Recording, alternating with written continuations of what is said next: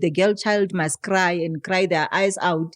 But then when the boy child is going through the very same experience, they are expected to shut up. When you look at our continent right now, what keeps you awake? I think the Go Green. And when you look at Lesotho from where you came from, and you look at the economic, what you call disparities in there, that is in that very particular nation, what do you think should be the proper solution to that? If in Lesotho they can utilize the resources, the mineral resources that are there, I think it will help. It will greatly assist. Leadership in Africa, how do you feel about it? It's dog. Everyone is for their own. That's what I see. That's my opinion. I don't see a lot of leaders who are about the people. Okay. Yes. And when you look at the boy child at the moment, currently now we have your millennial and your Gen Z. How do you feel about the boy child? Do you think that we have a proper boy child that will take the baton from here to the next level? Or there is still work that needs to be done? Oh my God, that is a scary area.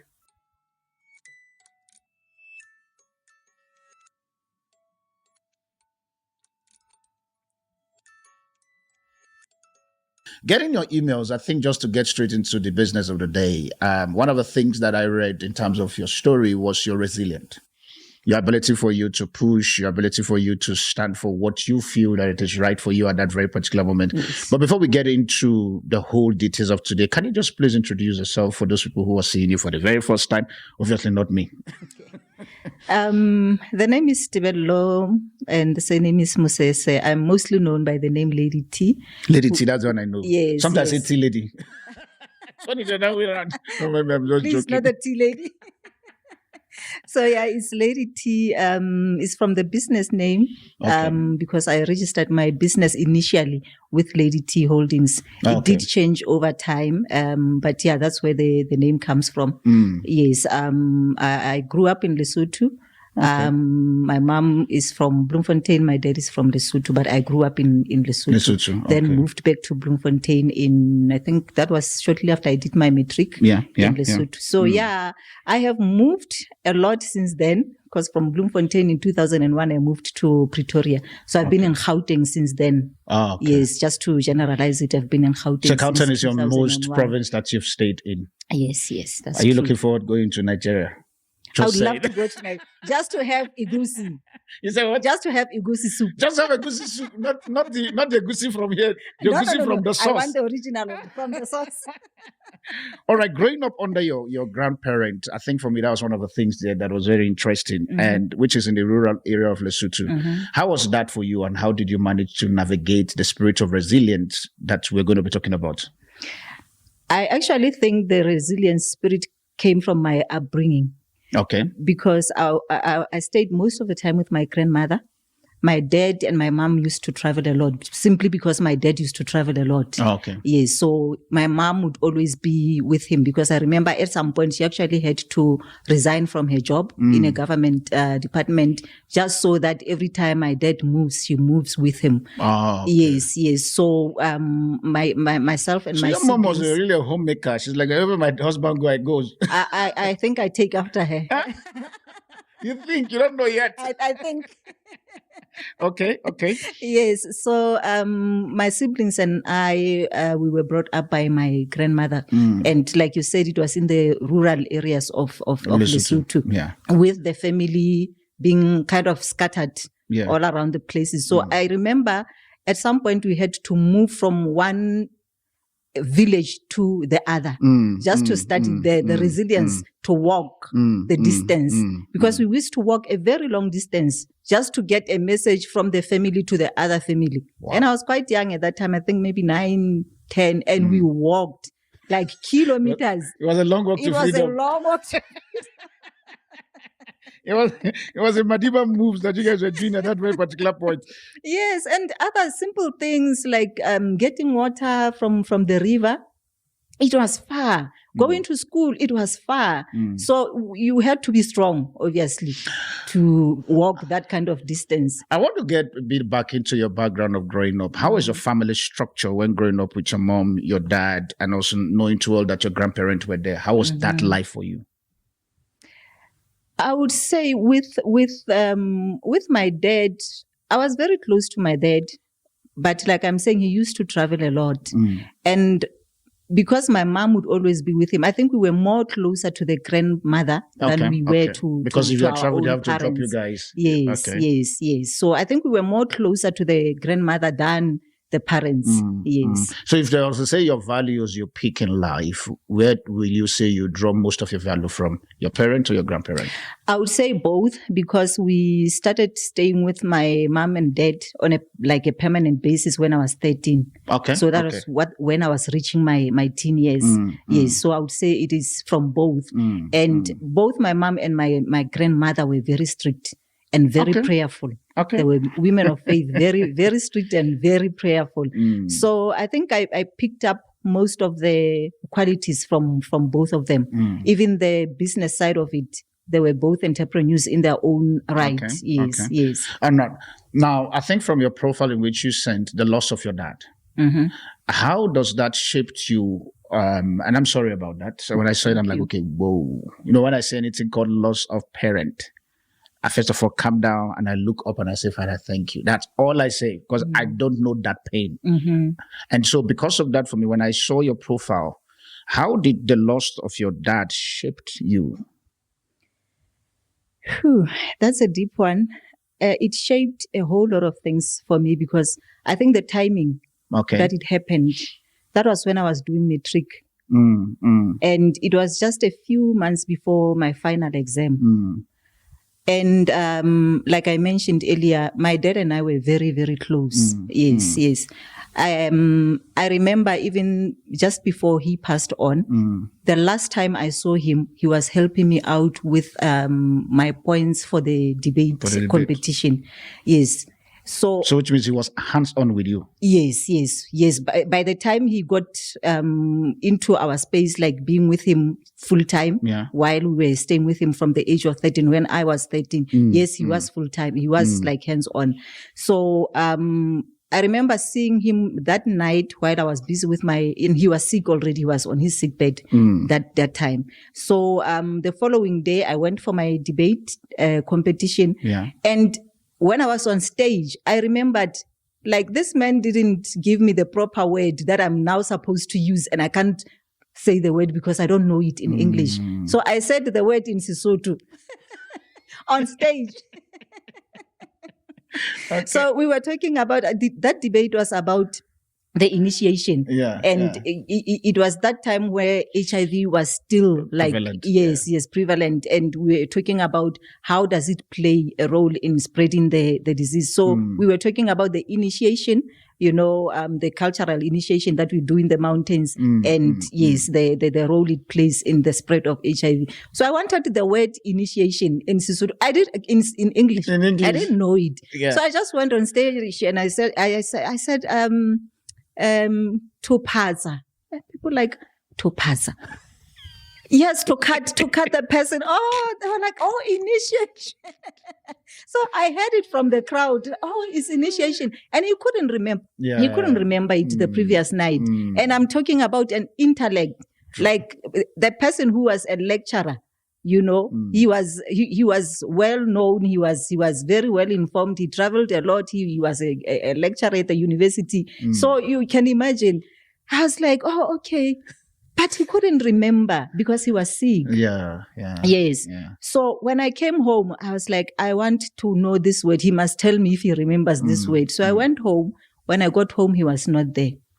Wow. Unfortunately, he has been moved from Lesotho to Baragwanath, to the hospital, because he was so ill that day. Yes. That was the last time I saw my father. Wow. Yes. So when he passed on, it was painful. It was traumatic. I could tell. It affected a lot of things because I was a very brilliant child at school. I was an A student, you understand. So upon his passing, everything fell apart.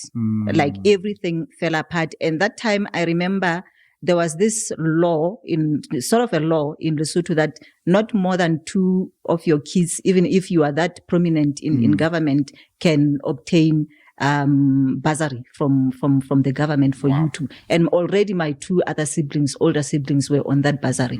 So for me, it was like, you cannot do anything else. The university that accepted me for me to further my studies, I couldn't pay even the registration fee. Wow.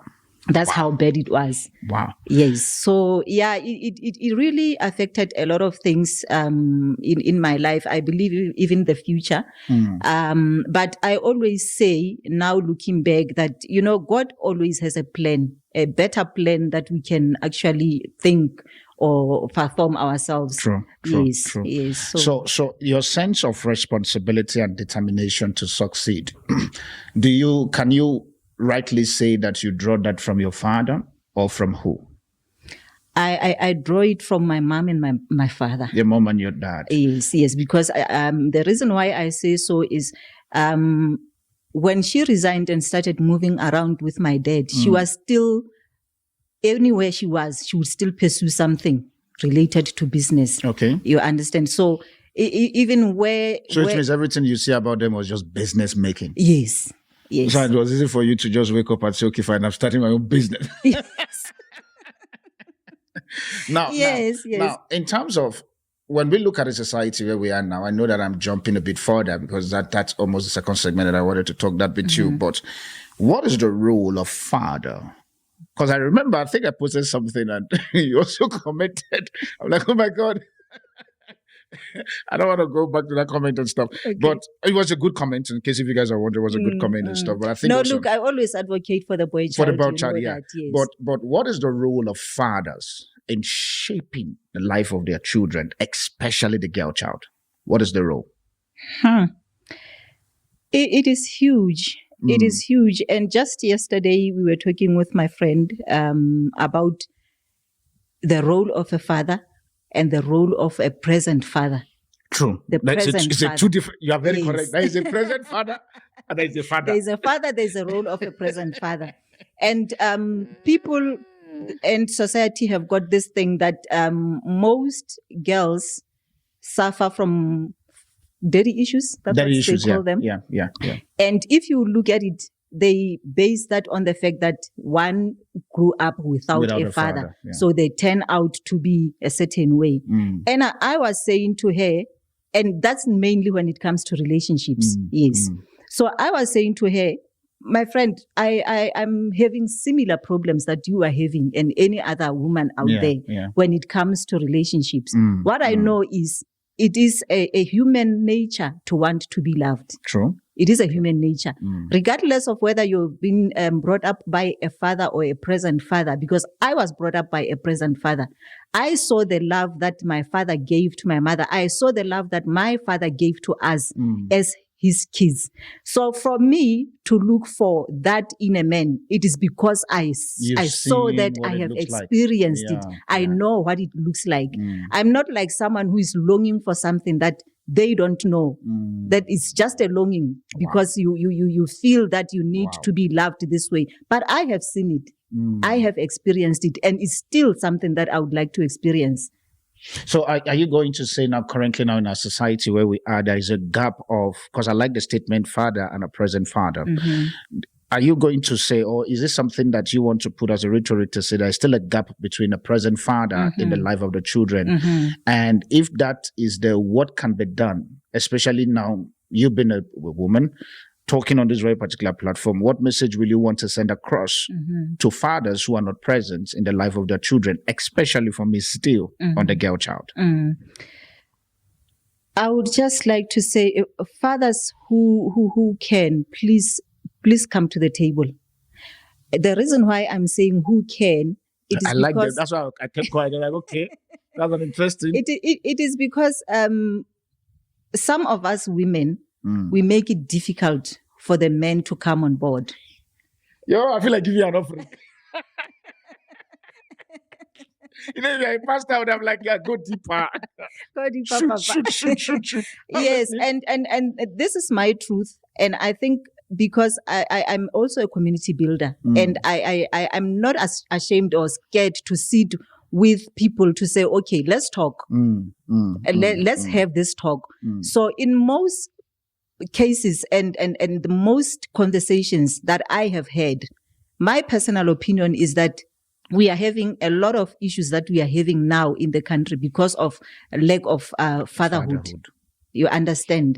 Yes. I also do prison outreach. You know that I have done maximum. I've seen prisoners in the maximum center. I've seen prisoners in the female centers. I've seen prisoners in the juvenile center, which is what is very close to my heart, the juvenile, because most of them, they will tell you that I am here because of, and when you look at the story deeper, it is because of the absence of the father. So indirectly, fathers are shapers of the children's destiny. Fathers are shapers of the children's destiny. Fathers are shapers of the world. That one, I know I'm gonna step on a lot of toes when it comes to women. It's kind of the one especially, show. Yes, when it comes to women, because there are truths that we don't want to address as women, especially accepting that in this truth, I am the one at fault.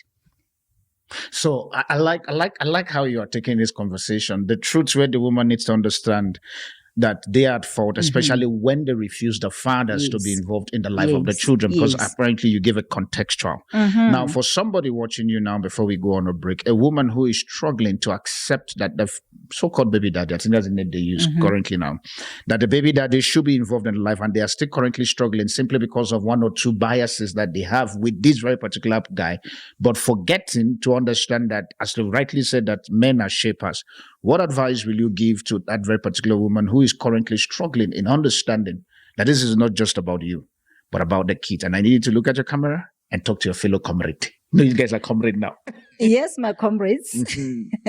In this Women's Month, I think if there is one thing that I can maybe try to get across, it is the fact that it is not about you. It is not about me as the mother. It is about the child. You understand? So whatever problems that we have, it's a pity I cannot go into the details of my relationship with my baby daddy. But if ever there comes a time when he says to me, I would like to be part of this child's life, you know, Pastor, it's going to be the happiest day of my life. Wow. Because I know for a fact that this boy longs to have his father around. It doesn't matter what the circumstances are around now, around us now, what is making him stay away, whatever reason that he has, I do not know of. But the day he says, I want to be part of this child's life, it will be up to this child to say no or yes. But my prayer is that he will say yes, because it is for his benefit. So anything that we are trying to, maybe sometimes we'll say we are saving the child from this. Yes, if you see there are elements of especially abuse, where the child's safety is not guaranteed from the father, you have a right to protect the child. True. But for other things, like maybe the father is not paying maintenance, therefore you cannot let him see the child. No, that is not what it's supposed to be about. Because whether the child gets maintenance or not, the child still needs to be in the father's life, or but the father still needs to be woman will tell you point blank that he's not paying. So what must the guy come close? But let's then look at it. Using my situation. This man has been paying maintenance since my child was 5 months old. He's now turning 19 next year. He has never set foot to say, I'm coming to. Can I force him to come and see the child? Wow. Can I force him to be the child's in the child's life? Can I force him to have that relationship with him? No, I can't. So which means it has to be, so why one, now both party has to be willing that it is for the interest of the child and not our own individual dramas and challenges and problems and whatnot.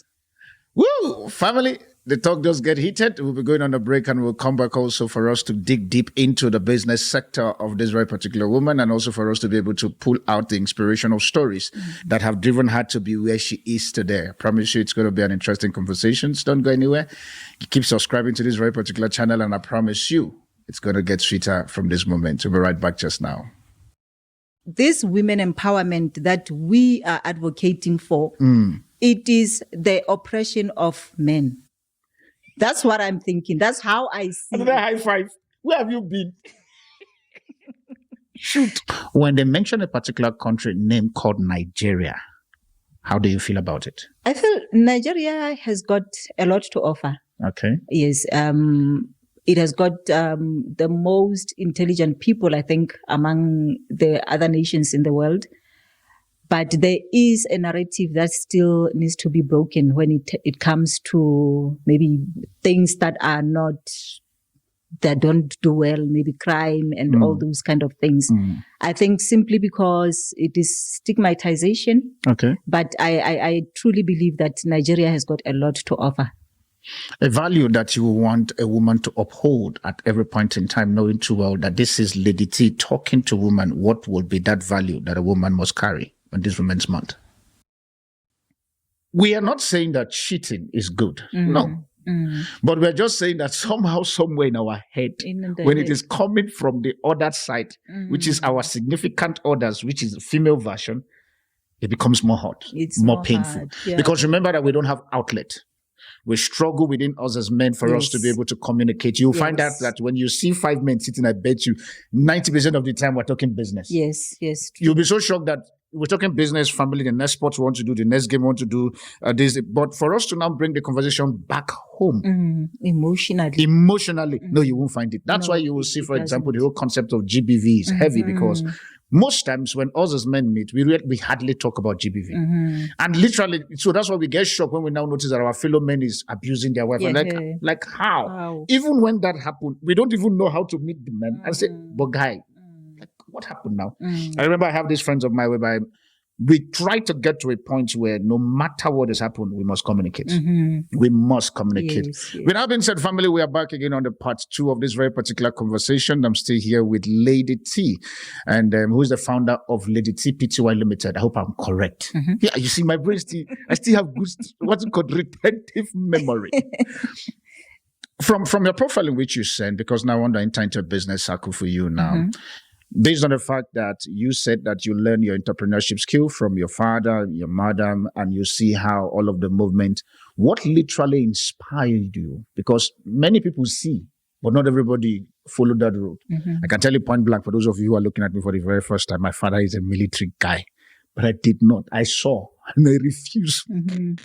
What literally inspired you for you to go into the place of business? Because from what I gathered also, you were working a corporate job and yet you left that to go to business. Madam, you have to tell us.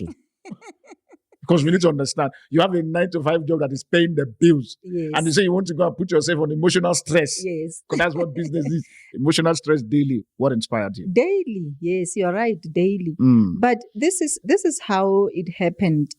Remember when my father passed away, I couldn't go to school. I couldn't go to tertiary. So because already by then I knew that I could use my hands. I've always loved, doing hair, doing makeup. I've always loved beautiful things. Okay. Yes. So I started working as a hairdresser. Okay. Just so that I don't stay at home and not do anything. Yes. I started working as a hairdresser, hoping that the following year, maybe my brother would be out of the system. So that you enter quickly. So that I can go into the system.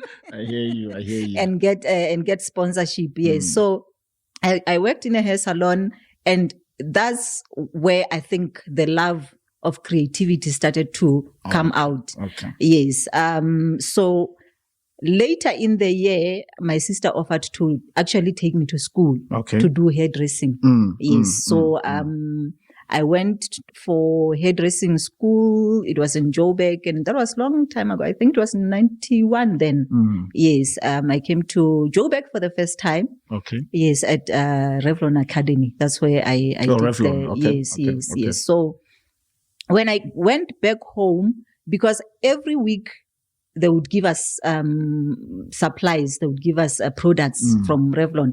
I started picking them and keeping them so that when I go home, I have stock to start my business. Wow. So I went into the hairdressing like that. When I went back home, I never went to get employed.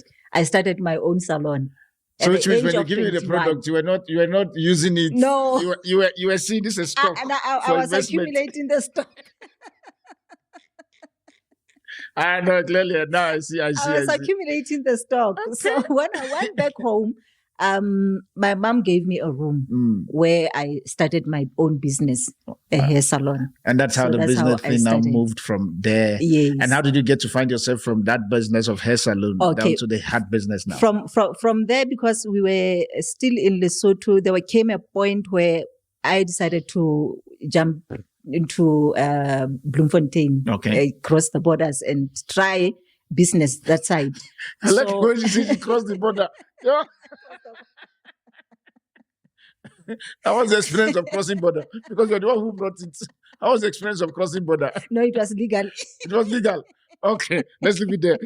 It was legal. It wasn't through the river or something. It wasn't through river and co. No. Oh, you get stamped at the border. Yes. That's fine. Yes. That's so, fine. yeah, I went to Bloemfontein, and remember, my granny was still staying in Bloemfontein. Then my mother's mom. Yes. So I went to Bloemfontein, and with the help of my older sister, still.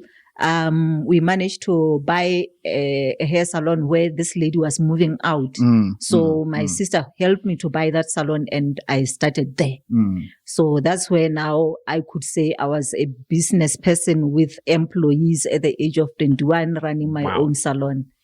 Age of 21 running your own salon? Yes, because I took over the staff that was working there. We were working there. Did you have any formal training of business educations, or it was just... Nothing.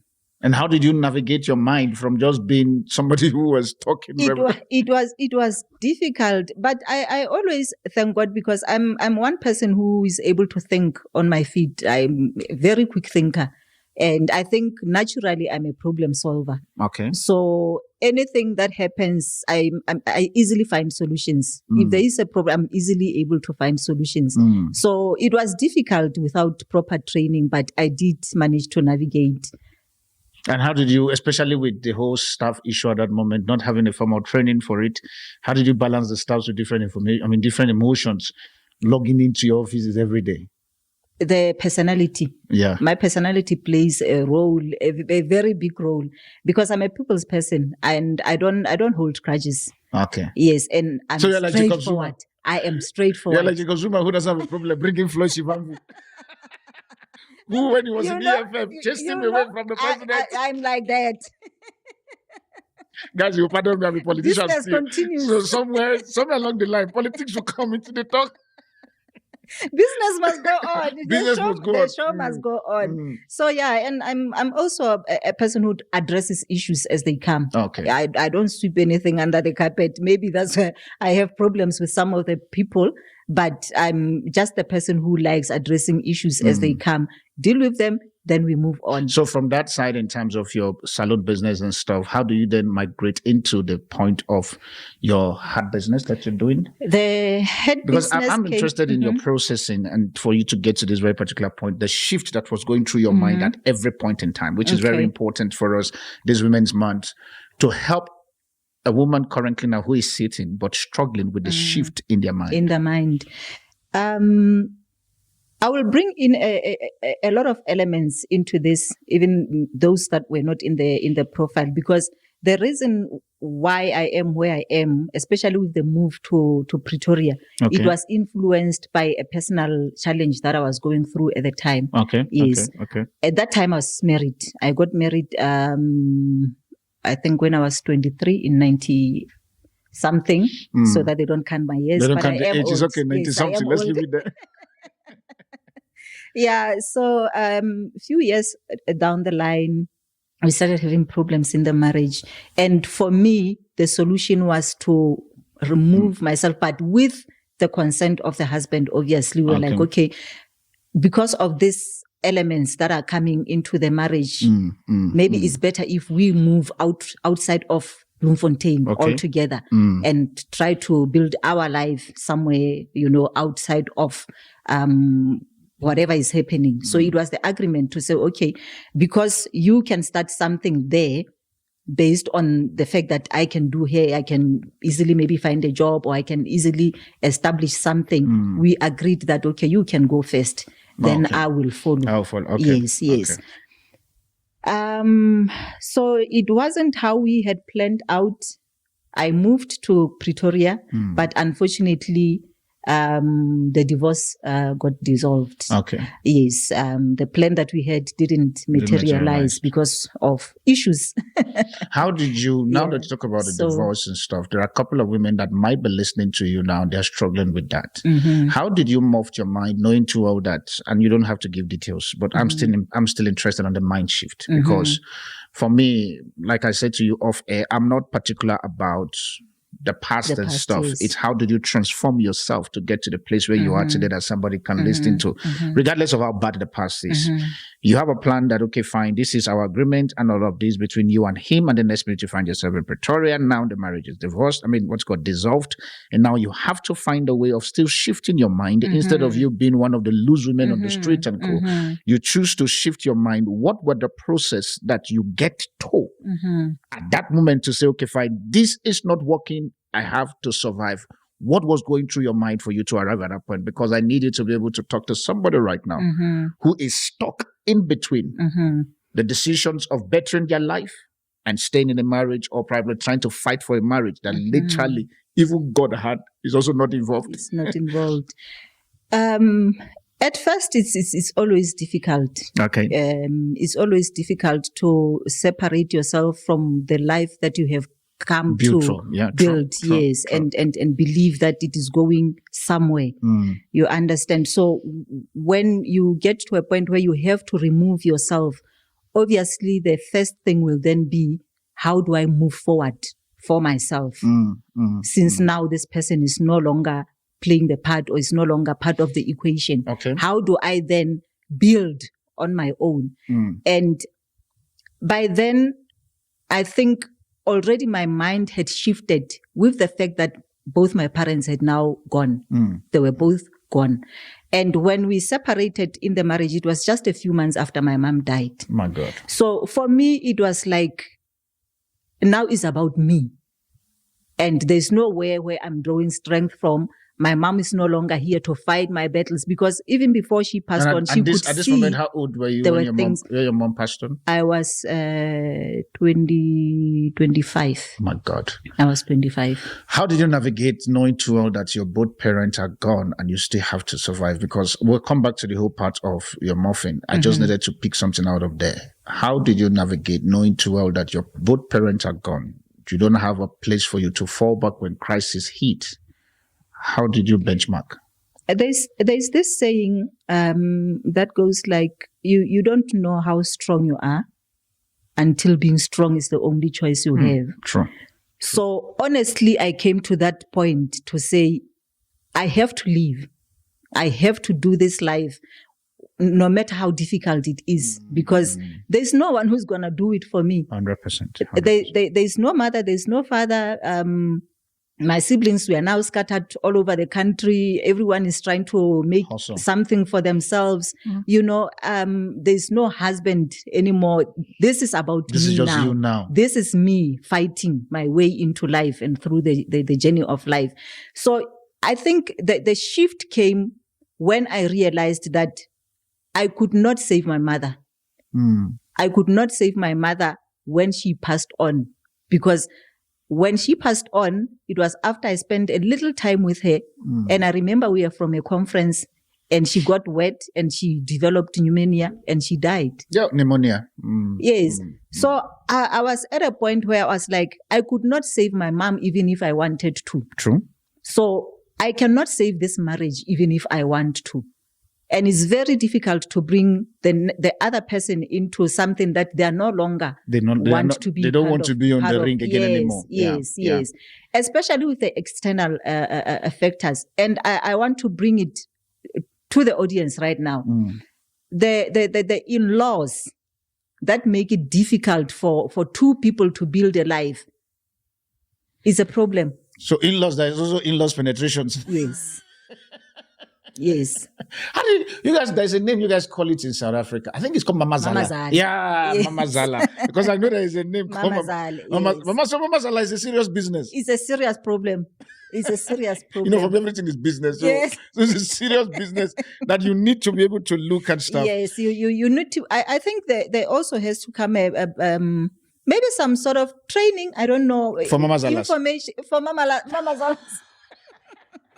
To say, look, Mama Zala, this guy is no longer yours. Like the positions are shifting now.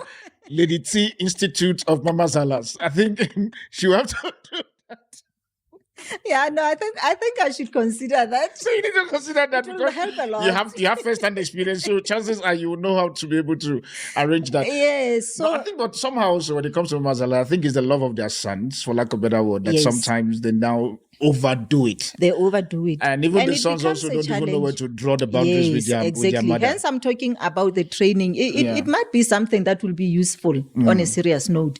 Because I think that you're saying, I feel like doing Mama Zalas and son show. there is this man who has known this woman for all his life. True. And now there comes this other one who has just come into the picture, but now the heart is now moving towards this one. You can understand the shift. They just need to be the fight within the man's heart to share his heart between these two women. It's already a problem. How do you do that as a man? I think for me, it's a foundational stuff where, for instance, if you grew up within a Christian context, and now this is me bringing it now as a Christian, not as a pastor, you will get to understand that get to a point where you have to leave your father and your mother and to cleave to your wife because you have been trained all the time. For instance, I grew up understanding that get to a particular point where I would get married, my mother will become the second, my wife will become the first, and lives move on. I like the point that you're referring to the Christian part of it. You know why? Because I was married to a PK. So it means my mom, Mazala. Mama Zala was reading Bible. Thank you very much. So now it goes back to that shift that you were talking about. The shift that the impact it had on me after the divorce. I was like, so what kind of Christianity is this now?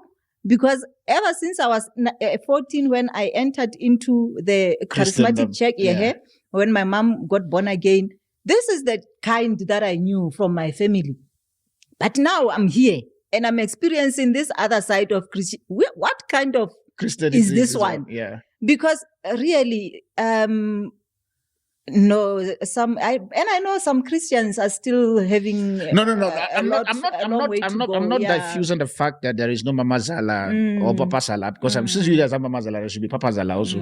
So there is no way that those Zala business is not there. I understand that those Zalas they are still doing their own stuff. But like you are saying, when you are principled and you live your life based on the principles of the Bible, there are things that you automatically have to do differently. True. Mama Zala who does not know anything about God and the institute of marriage should not be behaving like the Mama Zala who knows, you understand? Because a Mama Zala who knows Christ will always have in her mind pushing the marriage towards the direction that is Bible principled and directed. But if it's something outside of that, then you begin to question things, which is what happened with me then after the marriage. Yeah. And I actually backslid from my own faith because I was like, but this is a pastor's wife. How can she treat me like this? Not wanting to go into details, but there were things that I was thinking about to say, but how could she do 1, 2, and 3? You understand? Because I knew even for a fact that for him not to join me in Joburg, it was because of her to say it's not going to happen. All right. With that, I think we just moved a bit to that Mama Zala business and co. For those of you who have Mama Zala's trouble, I think I'll have to be the first one. You can definitely send an email to this very particular email you're seeing on the screen. And let's bring Mama Zala to the studios and including you. And let's see how we can solve this very particular problem. It's something that maybe I might try to do if you send your emails. You maybe currently now you're struggling with your in-laws trying to fight you. And whether it's from the male side or from the female side, and you feel like you need a platform for you to talk and stuff, please, I want to encourage you, use the email and let's talk. I'll try to make sure that I'm available for us to see a way of how to solve this Zala business. Now, with that being said, I remember we take a detour and it still stays on my head. When you're in Pretoria, and how did I get into from that place into your hat business? I needed to enlighten us on that part. Okay. From the hair salon, because when I got to Pretoria, I continued to do hair. I worked in different hair salons around town. Until now, I wanted to pursue something else. Okay. I wanted to experience the corporate world. And there was a client who used to come do his hair at our salon. Okay. But remember, because I'm always a person who takes care of myself, always making sure that I'm on point. It doesn't matter what type of job I do. I'm always You look the on part in point. an excellent way. Yes. So, he just said to me, you know what? You look like a very nice person to be around people. You work well with people. And he wasn't my client, yes, but he was a regular client at the salon. So he said to me, I've got a lady that is going on maternity leave. Do you know where I work? And I was like, yes, I know. They've told me you own a computer school just across the street, a few streets from where we were. Okay. Yes. So yeah, I know who you are. So he said, yes, I've got a computer school and one of our secretaries is going on maternity leave. Do you know anything about computers? I was 26 years old. I've never seen a computer. I've never been on a computer. And your honesty is why I'm laughing. Your never was very thick than even the computer. Okay, you can. And I was very honest. I was very honest with him. I said to him, no, I have never worked on a computer before. I would love to if I get an opportunity. So he said, okay, so you wouldn't have a problem registering people. And I said, no, if I can be shown how to do it, I'll definitely do it. So he said, so will you be willing to take the job to be a receptionist at our... I was like, yes. Quickly, at least. I would love to. So yeah, we did arrange and I went to work with him and I started having my, what do you call them? Entering stages of computer, literacy. The computer literacy, the beginners class. Yes, that one. Because that's what they did at the school. They had beginners classes for computer literacy. They had secretarial courses. They had information technology and all those kind of things. So that's where I started. And I always say, just like I said earlier, God always has a plan. Because this man came at a time when I wanted something different, but I didn't know how I was going to do this something different. But here he comes to offer me a job that I did not qualify for. And on top of that, he's taking me to school free of charge. All right. I think I'm going to pause my guest on that very particular note because now we've moved now to the school part. I still want to get a mind shift as to from the school.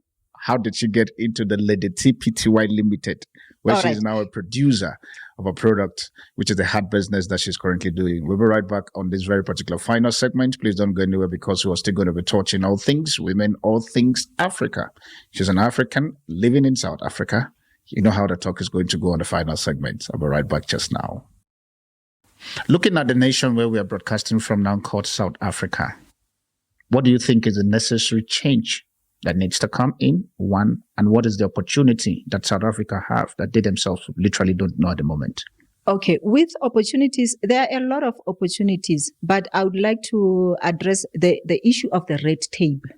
Okay. The reason why I'm saying this is as much as there are a lot of opportunities, especially when it comes to women and youth, there is a lot. But then you go and apply for certain opportunities and there's a lot of red tape that you actually cannot go through to getting even one opportunity offered to you out of 100. You understand? So I think there's still a lot maybe of systems that need to be broken down to allow people to be able to access these opportunities. Africans living in diaspora, what do you want to say to them? Family, we're back again on the final segment on this very particular show. I think one of the things that still stick to my head is the Zala Business. And so that Zala Business, for those of you, when I mean Zala Business, I mean Mama Zala's challenges and trouble. Like we said on that very particular previous, if you know that you're having the challenges on that very particular point and you feel like you need a platform for you to talk, why not? Let's help you. And especially for me now, when it comes to this Zala Business, let's say for you, you are married outside of your zone. When I mean outside of your zone, for instance, I, Darlington, I'm married to a South African. Or maybe you are a Zulu married to Xhosa, or a Pedi married to Shangani. Now, that is because it's still about bridging that very particular divide that comes in. I tell people, I say cross-country relationship is not a child's play. Because that a concept that we have, that the so-called significant others that we have also have their own. So if you fall within that bracket, it's open to everybody, but we're going to consider primarily whereby if you fall within that cross-border relationship, but yet you are struggling with the Zala business, please use the email on the screen for us to talk. With that being said, my guest is still seated here, and I hope you're still enjoying the conversation, Tosfa. Yes, I know I can talk a lot sometimes. I don't look like it. No, she doesn't look like it, but she's trying to dodge my stuff, and I told her, I said, you will not. Back to now the conversations. You are now currently working at this very particular computer institute. From there, what happened and how did you land at this very particular business you're doing currently? Okay. Because of time, I will cut this story and try to congest it because it interlinks with how I moved out of the computer school. Because there was a time when it liquidated. The company? Yes. Then we were given an option to look for other job opportunities. So that's when I started applying, and then I got a job into government via a recruitment agency. Yes. So government. I stayed in government. I worked for government communication and information system. No wonder. You see, she says she talks. I think it's now she see that's where she now went to get master for talking. Yes, communication. Because I was in communication. Exactly, communication. Of course, you will talk. Okay. Sure. Yes, so I worked for the communication center for GCIS. It's called GCIS in short. Okay. Yes. So I was with them, I think, for 9 years. Okay. Yes. Up until I decided that this corporate world, I have tasted it, is not for me. I want to go back into business. But you are getting salary monthly coming? Yes. Okay. Pension fund, medical aid, everything that comes with the government package and security. But there was this sense of longing inside of me to say, but I'm not where I want to be. And looking at where I am, I will not be where I still want to be. So it was a decision to say, do I stay and do this job until I am 60 or 65? I don't know what time people take their pension and go and sit at home and do 65 nothing. At the moment in South Africa. Yes, but there came a time when I said to myself, I need to do something that gives meaning to my life. And already by then, I was doing a lot of community projects, and I was already doing the health business on the side. So what I realized was that I was taking much of the government's time doing my own thing. Because in the position that I was at that time, it was in the management kind of position. I was an office manager. So I could go in and go out as I pleased. You understand? Also knowing that, okay, my immediate boss, most of the time, government officials, managers, always in meetings somewhere. So I could do as I please, take as much time as I wanted. So I wanted your own business. Yes, that's what I did. Yeah. That's what I did. Until I decided that no, it's not worth it. But most importantly, because I was working double shift. Like if I have clients, it means when I get home, I still need to start working and I'm a single mom. Yeah. My son is also, complaining, Mom, when you get home, you're working. When you're not at home, you're working. So it was that kind of dynamic to say, okay, how do I then navigate around this? Leaving my job at government department came very easy. It was an easy decision to make because I knew it comes with challenges going to start a business, but it was something that I wanted to do. So you were prepared for the challenge. I was prepared before for you the left challenges. that place. Yes. But I must be honest, I didn't know that I will come through the challenges that I came through, because at one point I was like, God, what did I do? The business will teach you that. What did I do? You don't just rock up from. You don't rock up from corporate without having like at least a 3-month bank savings. Yes. To back up the life that you want to live. Yeah, especially when you take the whole package and you go invest it into business. It means now by the time business is taking from whatever revenue that you have, saved. So it was very difficult, but I had to stick it out because it was something that I wanted to do. So tell us, now within that very particular business, how is it going for you? The hat business or the Lady T PTY business? How is it going? Yeah, the Lady T PTY is an umbrella that does a whole lot of things. Heads making being part of it and being the bigger part of it. Okay. Yes. So what are the other subsidiary products you have on your Lady T business? I also do events coordination. Okay. Yes. No, I'm asking questions because never can tell. Somebody can be hearing you and now want to patronize you. So this is free advert. Take an advantage. Oh yes. Sell Lady T PTY Limited now. You have, let me be like a radio DJ. Thank you. You have 1 minute 30 seconds. You have 1 minute 30 seconds to talk about Lady T PTY Limited. Your time starts now. Okay. Lady T PTY Limited does events coordination, to plan events, mostly corporate events. Not weddings and birthday parties. But other than that, we manufacture perfumes, car perfumes, home perfumes. We call them diffusers for the house. You manufacture those things? Yes, wow. We make them. We do what do you call them? But they still fall under the perfume business. It's just for men and female, yes. Okay. Yes, those fragrances for the fragrances body fragrance, those as well. Then we do the heads design. We also give training. People who want to learn how to do heads, how to make them. I give training in terms of that as well. And do you give training in terms of your perfumes business that you're doing also? Yes, everything that I do, I'm about skill development and training. Yes. Yeah, but I think one of the things also I see is the fact that you have your own foundation where you do community projects. Yes, most of the projects that I do related to charity and community is through Pethazo Foundation. Okay. Pethazo Foundation was founded to bridge the gap that I was realizing back then. Relating to what's the boy the foundation child. Again? Pethazo Foundation. Pethazo, yes. The way you say it very fast, I'm like, you have to be slow. Sorry. Did you see my flag? It is Pethazo Foundation. Okay. That's the name of my son. Yes.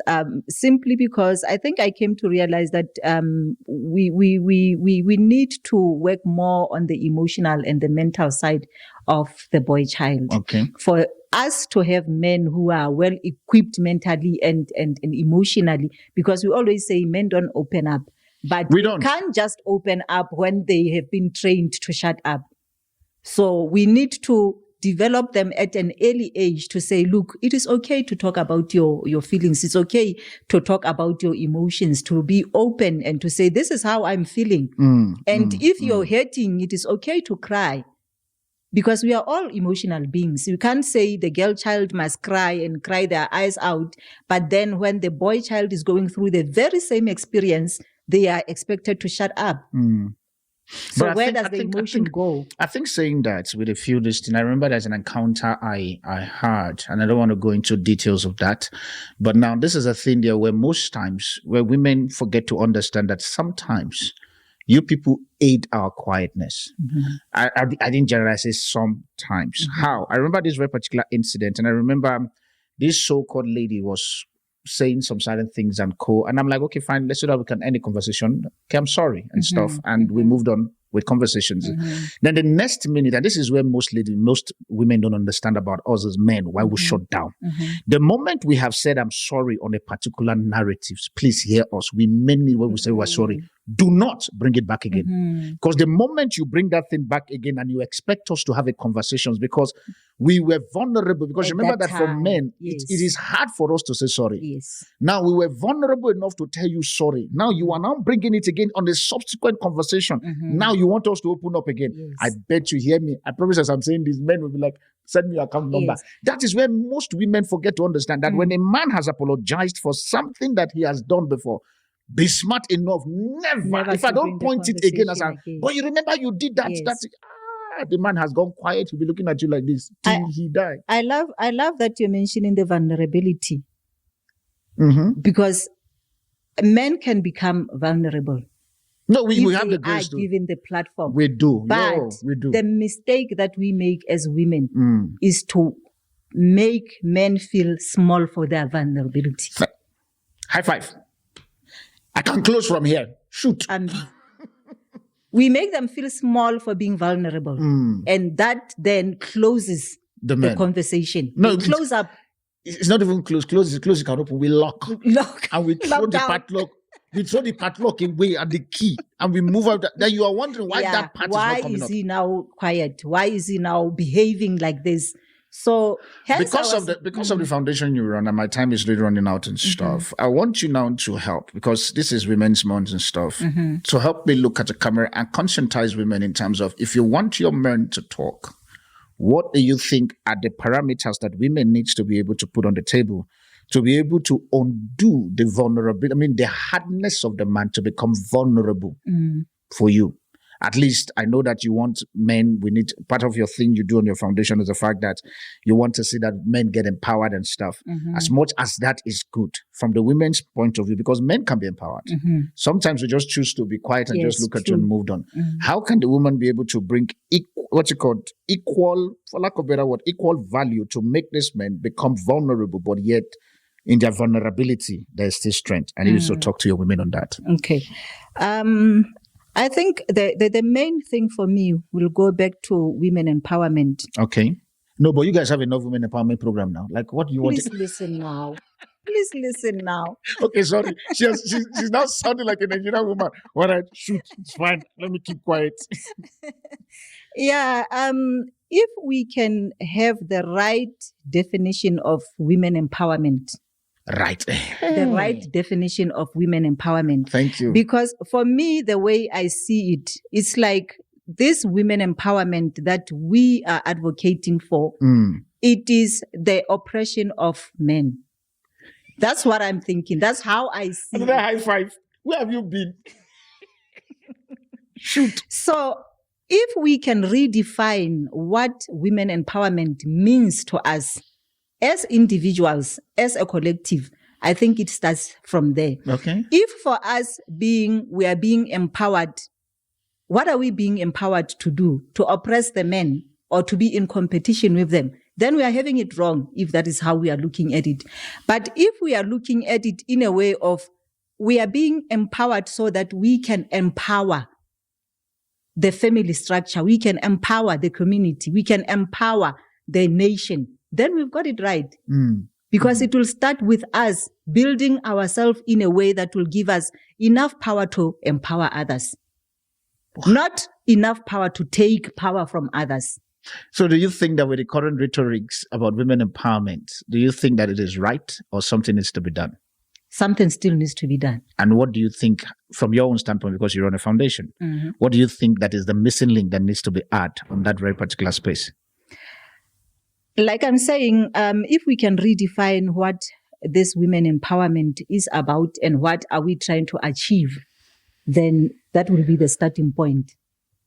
I think maybe because of my time, I would bring you on a subsequent one because I know you have another meeting for you to catch up as soon as possible.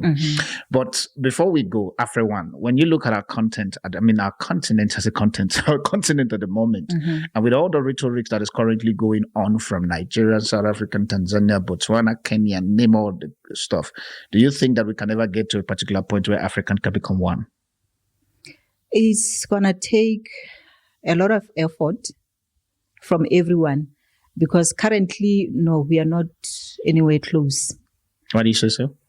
If we are still, and I will bring it very close to home. Okay. If we are still fighting amongst ourselves, with the Peris fighting against the Tswanas, we still have a long way to go.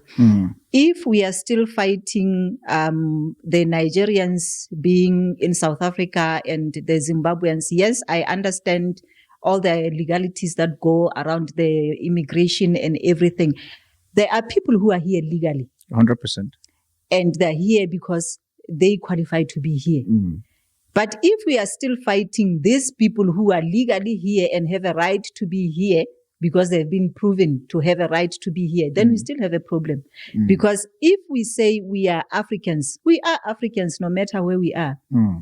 I am an African in Lesotho, I am an African in Gauteng, I'm an African in Bloemfontein. So now, when we look at the construct around our African at the moment, what rhetoric do you think that we should be able to hold strong if we are to build an Africa that is united? we have this thing in South Africa that says there's a spirit of Ubuntu. Ubuntu, okay. I don't know if it's practically making sense or it's just a word that we are trying to. This one is a politician. Oh yeah, she worked with the government before, so okay, I understand. She worked with politicians. So if then we are trying to reach the spirit of Ubuntu, because I can't say we are practicing the spirit of Ubuntu right now. We are not. So let's just say we are trying to reach the spirit of Ubuntu. Then we are on the right track. Let's pursue the spirit of Ubuntu. Then we will be on the right track. If you had to send a message to African leaders, and I'm happy you're from Lesotho, if you had to send a message to African leaders, what would be your message to them? I think most importantly, my message would be about the people, not about yourself. Leadership is about the people. And it's not about the position. We wake up one morning and we find out that Lady T is the president of Africa. I should laugh. Calm down. I know where I'm going. You have my show. It's called AfrIOne. For a reason. Wake up. Assuming, picture your mind. I'm trying to paint it so that you can then be able to give me whatever your answer is. You wake up in the morning and you find out that Lady T is the president of Africa. What would be that 3 things that you want to enact for Africa to be progressive? Your time start now. Oh man! Wow! Welcome to the show. That's the one I didn't send you. Of Africa. Yeah. What are the things that I would? 3 things that you want to change, you want to impact, you want to transfer. What are the 3 things? Okay. The first thing for me is community building. Community building. Yes. Okay. It has to start small. You can't eat the whole elephant as it is. You need to have a strategy of how you're going to do it. And I believe starting in our communities, as small as they are, that will be the first thing that I can do. Community building. Community building, yes. It makes sense why you have a foundation. Number 2. Yes. Number 2 would be obviously pursuing the support and the development of the boy child, because I still believe that men are leaders. No offense to women. I am a woman, but I know my limits. And as much as I know my limits, I know that we are limited somehow as women. But if you say so that you know your limits, so women will tell you point blank, that's your limit. Don't bring your limit on our side. Hence I'm saying I know my limits and anyone out there knows theirs. You understand? Okay. And there are spaces that I cannot force myself into simply because I am given an opportunity as a woman to say, if a man can do it, I can do it. No, I cannot. If I know my limit, I cannot say no. Just because a man can do it, I can do it. No. Okay. So if we know what we are capable of, let's do what we know we can do. Not because we are in competition with someone else. And it also goes to us as women. Don't do heads because another person is doing heads. Do it because you love it. Don't do it because another woman is doing it. I hear you. You understand? Just because Lady T is making money out of this, you also want to do heads because you want to make money out of it. No, let there be passion into doing it. I hear you. So that is another thing. That is the second thing. Number 1 is community building. Number 2, empowering the boy child. Continuing to empower the boy child. Then number 3. Yes. Number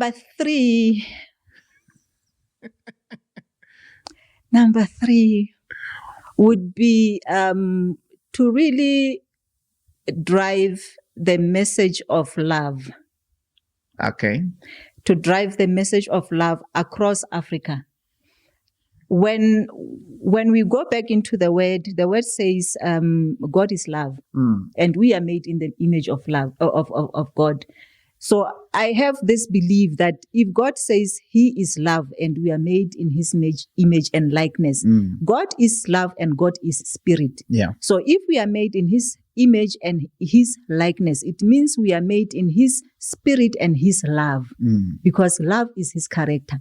And when Jesus Christ came and died for us and He left, He said the only way they are going to know you is if we know you love each other. right? Okay. And there's another verse that says, the one instruction, the commandment that I'm giving you is for you to love one another. So if we can grasp that and really, really, really to say to ourselves, are we practicing this love?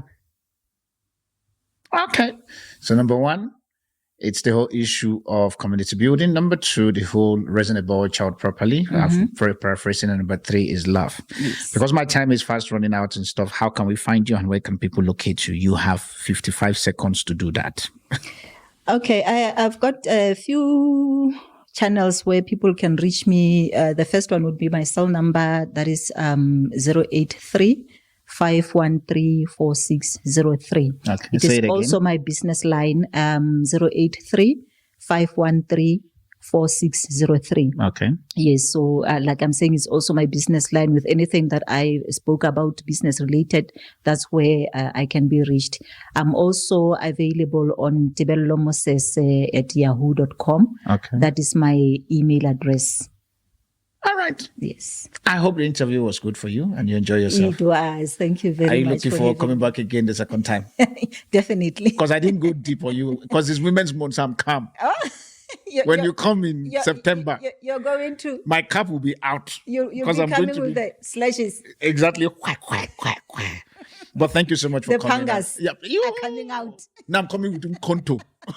You know what that means? Come to the spear. That's what I'll be coming out with.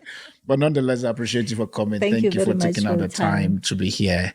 I really appreciate you. And may God continue to bless you and keep you strong. Thank you. I pray that your words that you have put on the table here, the women who are going to just watch it also become blessed and inspired. Amen. Knowing too well that regardless of how your back is on the ground does not mean that your life must also need to be on the ground. True. But thank you. Thank you so much. Family, we've come to the end of this very particular show. Like I said, if you want to be on the Mama Zala episode of this very particular show, you can definitely reach out to us. And in case you want to meet our guest, maybe you want to learn how to do perfume, maybe an event business, or maybe you want to know how to make hearts, please use the email that is currently on the screen and we'll take advantage of it and see a way on how to get your information across to her. With that being said, always know too well that God wants you rested, and the rested life is a reality for you and I. Bye for now, and God bless you. With that being said, I want to make a call. I'm looking for like-minded people who believe that they can work with me and my team. And for some of you, literally, you may not be here physical, but you can choose to collaborate with us either advisory level, or connection level, even monetary level, because hear me, we are currently now with a team, we're putting up some certain events and shows we want to do that will involve traveling. And that will also cost us money in terms of paying the staff, hotel accommodations, and all of this very particular thing. If you're a government agency, or maybe you're a private parastatus or a private business, you own something that you feel that you want to use as your own way of supporting this very particular narrative. You may not be sitting on the camera like my kind, but your money, your intelligence, your wisdom, your advice can help us and can channel us. I need advisors. I'll be very honest. I need advisors for me. The Bible says the multitude of counsel is there is safety. So I need a lot of counsel to be able to guide me.